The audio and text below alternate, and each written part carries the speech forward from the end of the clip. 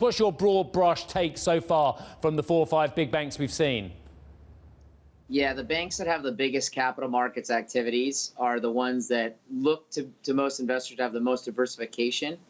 I think the only catch with that, Steve, is if you went out to the likes of a Goldman or a Morgan Stanley and asked them how their pipeline looks, they would tell you it looks wonderful between the SPACs that are going on and their ability to raise capital. The only problem is when those pipelines look as good as they do, what's going to come next? In other words, what's going to be their encore? So I say that because if you look at the commercial and consumer banking end of the arena, the likes of Wells Fargo or more so Bank of America compared to JP Morgan and the big investment banks, those are kind of the poor stepchildren in the mix right now. And I highlight that because you were mentioning on the PPI numbers. I think the most interesting number the last 2 days was the CPI numbers that your colleague Phil LeBeau reported on. If you look at the new car sales here in the United States, they were up 1% month to month, but used car sale prices were up 6.7% month to month. Okay, we're having a classical economic recovery in the United States led by autos and housing, and that bodes incredibly well for the economy. And I think people are underwhelming how important that is to the recovery. That is incredibly strong, despite the fact, as Mnuchin and Pelosi would tell you, we're nowhere near getting a stimulus deal. Cole, you and I have had a great debate. In fact, this very same debate, pre-COVID as well, COVID. So let's renew this for our viewers as well. Let's give them something to talk about as well.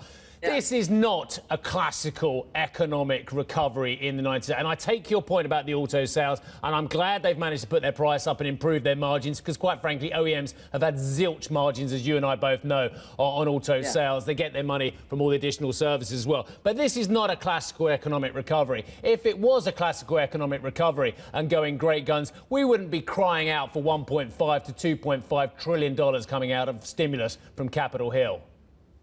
Well, see, Steve, your point is right in that we're crying out for stimulus. But if you compare this to 2009, this is a pittance relative to 2009. The households of America were in the worst position in the history of the United States of America. And in that case, they had the highest debt service ratios in the history of the data. If you look at that same data point right now, we are at the lowest debt service ratios among households in the 40 years the Fed's tracked the data. Okay, so to your point, who got caught in this pinch was businesses, no question about it. But if you look back to the 2009 recovery, autos and homes never recovered. Okay, so I say it's classical because if you look at like the 80, 81, you look at the early recession in the 1980s, you had autos and homes move in the 1980s coming out of that. We never saw that in 2009, okay?